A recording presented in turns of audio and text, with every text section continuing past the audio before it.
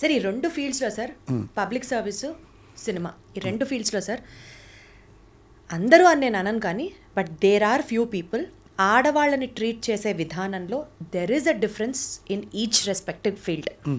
అది పాలిటిక్స్ కానీ సినిమా కానీ. మిమ్మల్ని నేను ఈ క్వశ్చన్ ఎందుకు అడుగుతున్నానంటే you have come from an humble background, మీరు చదువుకున్నారు, మీకు ఆ డిస్క్రిమినేషన్ తెలుసు, ఎవరితో ఎలా ట్రీట్ చేయాలి అన్నది. అది పబ్లిక్తోనే డీలింగ్, ఇది పబ్లిక్తోనే డీలింగ్. ఆడవాళ్ళ పట్ల కొంత ఇల్ ట్రీట్మెంట్ జరిగినప్పుడు కానీ లేకపోతే ఇట్లాంటి అఘాయిత్యాలు ఆడవాళ్ళ మీద జరిగినప్పుడు కానీ మీ నోటీస్కి ఉన్నప్పుడు అట్లీస్ట్ బికాజ్ 2 ఫీల్డ్స్ మీరు చూశారు కాబట్టి ఏమనిపిస్తుంది సార్ నీకు? అంటే అది మనుషుల్లో ఉన్న తప్ప లేకపోతే జనాల్లో ఉన్న బిహేవియరల్ తప్ప లేకపోతే ఆడవాళ్ళు అంతలాగా మారుతున్నారా? How do you have to see the whole scenario? బేసికల్గా దాసరి రంగాచార్య గారు ఆయన మృత్యోర్మ అమృతంగమయ అని ఒక పుస్తకం రాశారు. ఆ పుస్తకం పేరు మృత్యోర్మ అమృతంగమయ. విలువలతో కూడిన భారతదేశ సమాజం సంస్కృతి మృత్యుకేసి ఎలా వెళ్ళిపోయిందని రాశాడు. మనం ఇప్పుడు మృత్యుకేసి ప్రయాణిస్తుంది సమాజం. అందులోనే ఆడవాళ్ళు ఇల్ ట్రీట్మెంట్ కూడా ఒక భాగం. ఈ వేషధారణల వలన ఇవన్నీ ఎస్పెషల్లీ కాస్టింగ్ కౌచ్ అని సినిమా ఇండస్ట్రీలో ఇంకా అది ప్రపంచవ్యాప్తంగా వచ్చేసింది. నేను 3 మార్పులు చెప్తాను. ఫస్ట్, వివాహ వ్యవస్థ వీక్ అయిపోయింది. అంటే నా first point step by step మాట్లాడితే మీరు చూసారా? అది చూసాను. ఆడవాళ్ళని ఇల్ ట్రీట్ చేయడం పబ్లిక్ సర్వీస్ కెరియర్లో కానీ చాలా సార్లు పబ్లిక్ సర్వీస్లో ఎందుకు ఉంటాయి కానీ ఎందుకు బయటపడదంటే ఈ వాల్యూమ్ అంత ఉండదు. సినిమా రంగంలోకి వచ్చేసరికి ఏంటంటే ఇక్కడ ఆడ మగ కలిసి పనిచేసి అవకాశాలు చనువుగా పనిచేయాల్సిన అవకాశాల కోసం అడ్వాంటేజ్ తీసుకుంటాం, ఆ సందర్భాలు ఎక్కువ ఉంటాయి.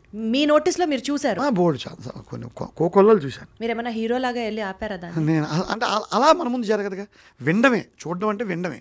ఉద్యోగంలో మాత్రం ఒక చోట ఎక్కడో నా సబార్డినేట్ అని ఒక అమ్మాయిని ఇంకొక సబార్డినేట్ ఇల్ట్రీట్ చేస్తే లాగి దొడమ కొట్టాను. ఒకసారి కొట్టాను. అది బయట చెప్పుకోకూడదు. అప్పుడప్పుడు ఈ మైనర్ బాలికల మీద మానభంగాలు, ఈ బ్రూటల్ మర్డర్స్ లైక్ మన గుజరాత్ కాదు ఎక్కడ మన కలకత్తాలో అమ్మాయిని మానభంగం చేసినప్పుడు అప్పుడు అనిపిస్తుంది డిఎస్పీగా చేరి ఓ 15-50 ఎన్కౌంటర్లు చేసి ఉంటే బాగుండేదేమో, జీవితం సార్థకత. డిఎస్పీ మానేసాను. అప్పుడు డిఎస్పీ మానేది అది ఒక బాధ కలుగుతుంది. ఆడపిల్లల మీద అఘాయిత్యాలు జరిగినప్పుడు మాత్రం నాకు భలే బాధ వేస్తుంది. నువ్వు డిఎస్పీ చేరి గవర్నమెంట్ నిన్ను తీసేసినప్పటికీ 10, 18, 23, 29, 36 ఎన్కౌంటర్లు చేసి ఉంటే బాగుండేదని ఒక ఎమోషనల్ ఫీలింగ్ వస్తూ ఉంటుంది. అయితే దీనికి ఒక పరిష్కారం ఏంటంటే మళ్ళీ వాల్యూ సిస్టమ్ పెంచడమే ఒక మార్గం. మనం అనుకుంటాం ఇండివిజువల్గా ఎవరిని డీల్ చేయలేమమ్మా. ఒక ఆడపిల్ల సినిమా ఇండస్ట్రీలోకి రావాలి అని అంటే ఇంట్లో తల్లిదండ్రులు ఎంత ఆలోచిస్తారో, ఆ పిల్ల ఎంత సఫర్ అవుతూ నాకు అవకాశాలు ఇవ్వండి అని అడగడం. వచ్చిన అవకాశాలు మంచి వాళ్ళ గురించి నేను మాట్లాడలేదు, ఎక్స్‌ప్లాయిటేషన్ జరుగుతున్నప్పుడు పర్వాలేదు. నా ఉద్దేశంలో ఈ సోషల్ మీడియా ఇప్పుడు మీటూ రావడంతో కొంత భయం అయితే ఏర్పడింది. ఉంది, బరితెగించే స్థాయి లేదు. అంటే గుండెల మీద చేతులేసుకొని ఆడవాళ్ళకి ఇండస్ట్రీ ఈజ్ ఆల్సో సేఫ్ అని చెప్పే స్థాయిలో ఉన్నామా? చెప్పే స్థాయికి వెళ్తున్నాం. నా ఫ్రాంక్ అబ్జర్వేషన్ ఇది. ఎక్కడైనా కన్సెన్షియల్గా ఎవరైనా వాళ్ళు consensual is never a point, it's not an issue. అది మనం దాని గురించి కామెడీగా చెప్పుకుంటే మా దువ్వాడ వారి ఎపిసోడ్ చెప్తే వాళ్ళే చెప్పేశారు అడల్టరీ ఈజ్ నాట్ రాంగ్ అని. మనకు అనవసరం అనుకోండి, సుప్రీంకోర్టు కూడా చెప్పారు కదా.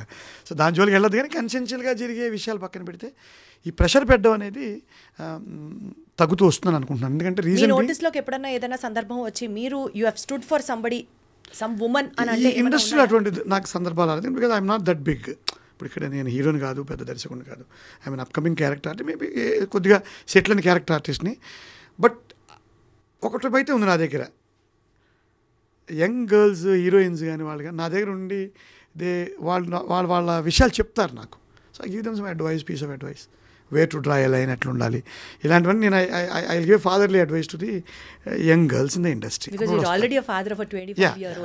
అది చెప్తూ ఉంటాను నేను.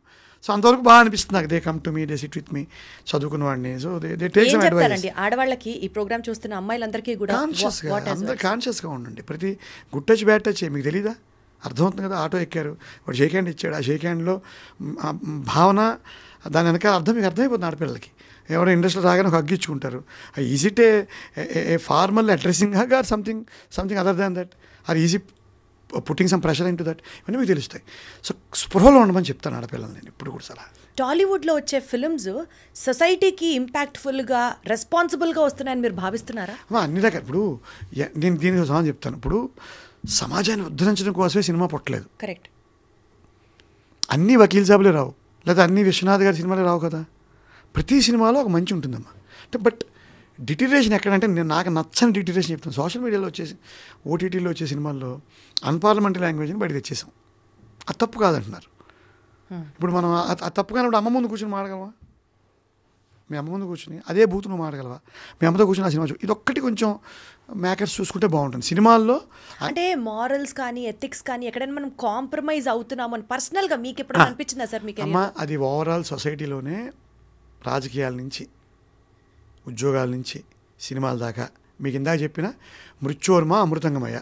ఇంకా మనం విడివిడిగా ప్రతి ఇండస్ట్రీలోకి వెళ్ళొద్దు. వాల్యూ సిస్టమ్ ఆల్రెడీ డిటరేట్ అయిపోయింది.